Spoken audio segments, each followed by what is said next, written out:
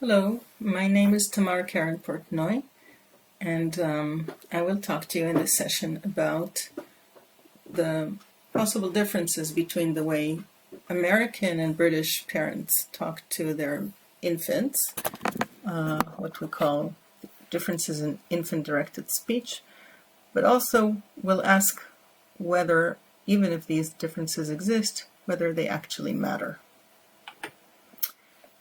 So we'll start by talking in this short clip about what infant-directed speech is.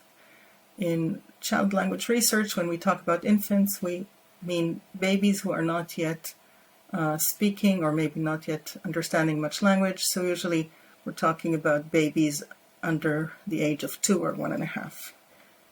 We call them infants. In 1989, Anne Fernald and a team of other researchers recorded mothers and fathers speaking in different languages to their own infants, and they also recorded them speaking to another adult. And they found that both mothers and fathers speak differently when they speak to their infants than when they speak to other adults. And that was true for speakers of different languages, so they looked at American English, British English, French, German, Italian, and Japanese. So in general, in all these groups, they found that when parents were speaking to infants, they used higher pitch, which means higher voices, more variable pitch, which means going from lower to very high, and also more extreme pitch, so using very low and very high. They used shorter utterances, so basically their sentences or the things they said were tended to be shorter, and they had longer pauses between utterances as well.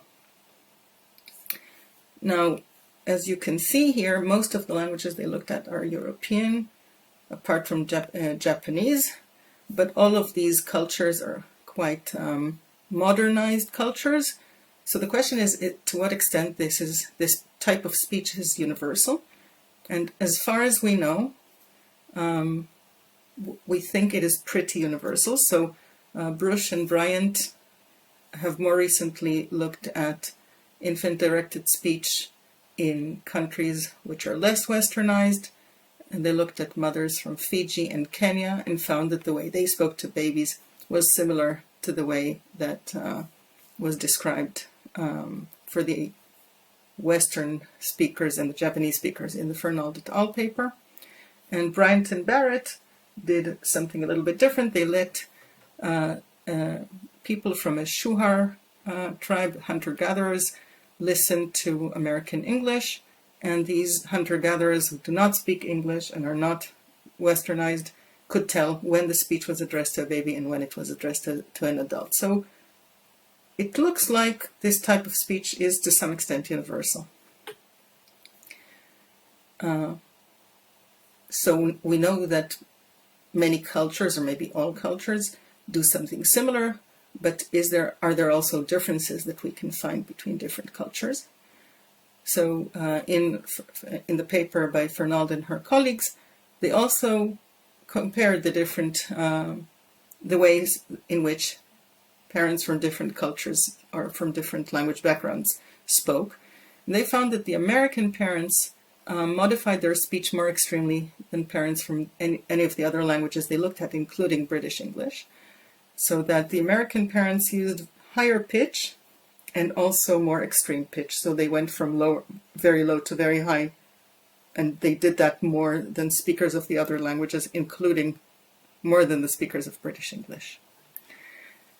Now, why do we care how parents or adults speak to infants? And when I ask that, I mean, why do I, as a child language researcher, care? Because actually what I'm interested in is what babies learn rather than what goes on in the adult world. But one question that we are interested in is understanding how infants learn from the speech that surrounds them, the speech that they are hearing. What aspects of the speech or what parts of the speech capture their attention more or are more memorable to them. And we can also ask, are there some features that make learning easier and some types of speech or some situations that make learning harder? People also sometimes ask, how do parents teach infants language through their style of speech? So they look at infant-directed speech as a type of teaching that parents do to their children. But that kind of question I don't really think is very wise, because I think that when we study behaviors that are natural and intuitive, such as the way parents and infants interact with each other, we should really avoid assigning a purpose to the people who are involved in these situations. So we shouldn't assume that the parents are trying to teach the babies anything. We shouldn't assume that the infants are trying to learn anything. We should just ask, once they engage in these behaviors, which they don't probably think of as teaching or learning behaviors, what did they get out of it? What did the babies learn in these situations? And that's what we're going to think about in today's session.